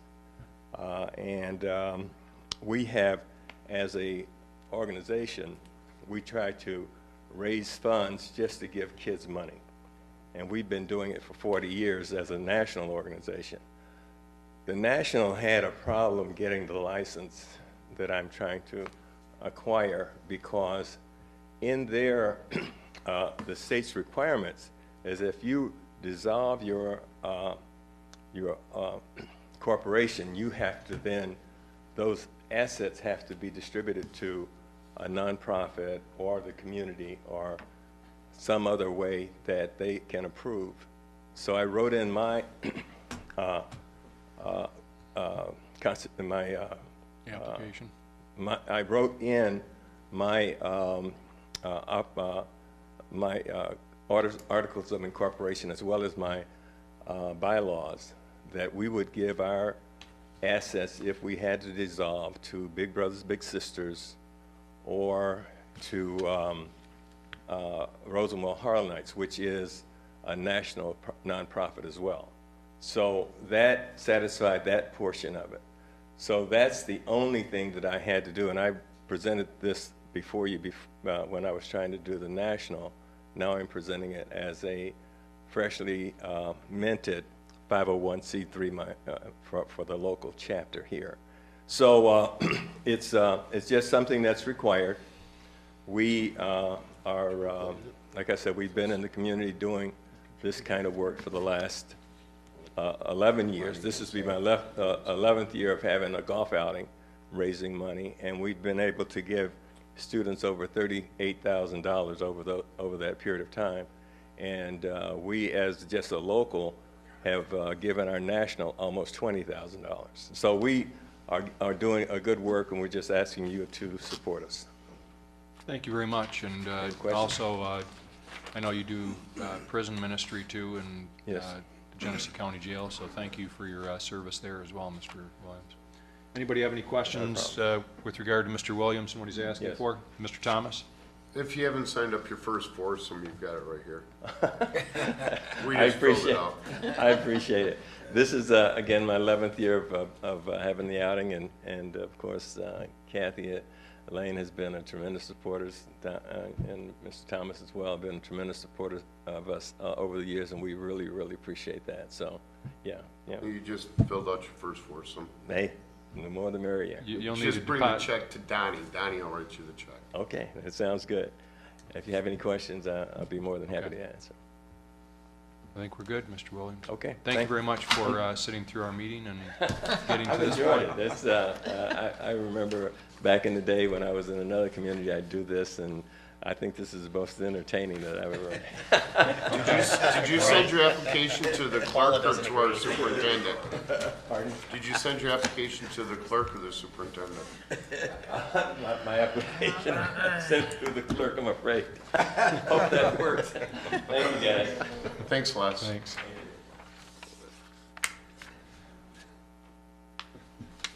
Okay. Item C, the board will consider a resolution to authorize the request of Treasurer Guzak to waive the late penalty charge for the winter tax bill as allowed under MCL 211.443, which allows payment of tax without penalty till February 28th. Mr. Atkins? Couple questions. Have we done this before? Every year. Yes. And what is the dollar amount that's late? I'd have to research that and tell you. A lot. Is it a percentage? Or a percentage, or number of houses, or some sort of I can number? get that, I can try to get that information for you. And if it's the same people each year? Well, if you're I waiving don't know if I it, can get all that in 2 days. I think they've grown accustomed, or Mr. Laddie, is this something that you see with other municipalities that you work with, this extension? I do. Okay, so it's pretty Pretty common. typical. Ms. Lane? We've been doing it since the 70s, and my understanding was, gentlemen, that the law says the taxes have to say they're due February 14th. We have the right to do this, and we wait, rather than trying to put it improperly on our tax bills. So after this date, Mr. Guzak, what date do we start paying penalties that, After that date, it's transferred to the county, and we can no longer accept these payments. They have to pay the county directly. okay, doesn't, I'm sure, stop people from attempting to pay us? Right. Some of them still go to the county, but this way, when you have that extra buffer period in there, some people do forget, but that way, you know, if they're 1 day late or whatever, it's not a problem because we're in there. So it resolves a lot of issues. It gets a lot of people caught up, and if the guy comes in on the, we've had people come in 15 days after that, and we say, wait a minute, you've had like 2 notices. First it said the 14th, we went to 28th, and why are you coming in at the 15th? You know, and so it's, and of course they say you gotta go to the county, because after the 28th, it's the county. Okay. So it's a good tool. to help people out a little bit, so if they miss it by a day or two, and then it all goes to the county. Any other questions on it? I'd just like to know, I'd just Yeah, like to know the what those details. numbers are, Okay. the amount of people or Between dollar amount. houses or Between the dollar amount. 15th and the 28th. If we do it every year for the last 35 years, I'd just like to know what portion of the population that represents. Right, but I don't, I don't know if, I'll double check it. I don't know if we can go back into our files to go from the 15th to the 20th, but I'll verify. All right, thanks. Okay, the next item on the agenda will be, the board will consider a resolution to adopt the 2019 federal poverty guidelines for residential property tax poverty exemptions for the 2019 property assessments. Mr. Limita? We're required to do this annually, have the board pass the resolution just so that it identifies what the poverty guidelines are, that they do match the federal limits. It is set by the feds, but this was a new requirement that really started 2018, where we have to pass the resolution annually now that shows specifically that we've adopted the 2019 federal poverty guidelines within our ability to grant those poverty exemptions. And everybody has documents in their packet that describes what that level of income is. Okay. Any other comments on that issue? Item E, the board will consider a motion to accept the recommendation of the Planning Commission to award the master plan update proposal to Beckett and Rader, and authorize the township superintendent to negotiate and execute the contract for services not to exceed $39,235. Mark already covered it. Mr. Lloyd discussed it. Anybody have any further questions on it? Sounds like a great choice, and I guess it was unanimous too, from what I understand. Okay, and then we had a couple of future agenda items too that I asked Megan Gilman, who helped us put together, who did organize with Sonia Limita from the Parks Commission, organized the tree lighting event that had about 2,000 people show up, and I think we ended up with turning away another 1,000 people. Just tremendously successful event. And the homecoming, maybe. And we wanted to see if there's any way that we can, we had a number of people say, hey, you know, can we help next year? And then we also had some people with some other ideas of events that we could host here in the township or work on. And so the idea of having an events committee arose from that. And so one of the things that I think we want to do is to put the word out there that we're going to have an events committee. We'll advertise it and let it be known that we want people of all different skills. I mean, it might be something in terms of helping to beautify the township and doing some plantings in the spring, what have you. So we'll have a little bit more discussion on this on Thursday with a short discussion with Ms. Gilman. Supervisor Yes. Bennett, so the question that I would have on this, or the thing I'd like the board to consider is if, you know, the question of budget is going to come up on this, question of, you know, guidelines. Are we prepared to provide that kind of structure to this committee? Because, I mean, anyone who wants to volunteer for something is certainly want to understand what they're signing up for. Well, I think it's going to be, you know, pretty loose in terms of, for example, the tree lighting event had everything involved from parking to arranging for horse-drawn carriages to getting a tree planted, what have you. So I think it would call on dividing up responsibilities for any particular event.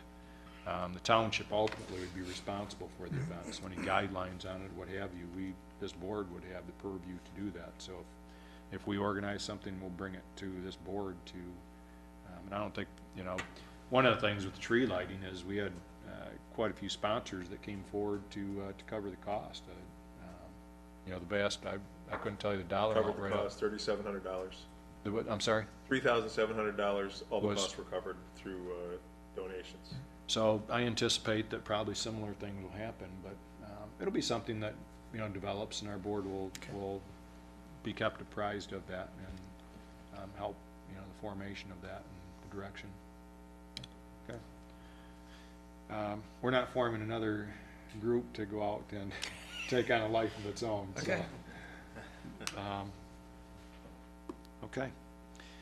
Our investment committee, we wanted to set up a meeting date, so before we leave here, if we can get with everybody and talk about possible date, but we also received a letter. I don't know, did everybody get a copy of that? I think the letter from the PFM.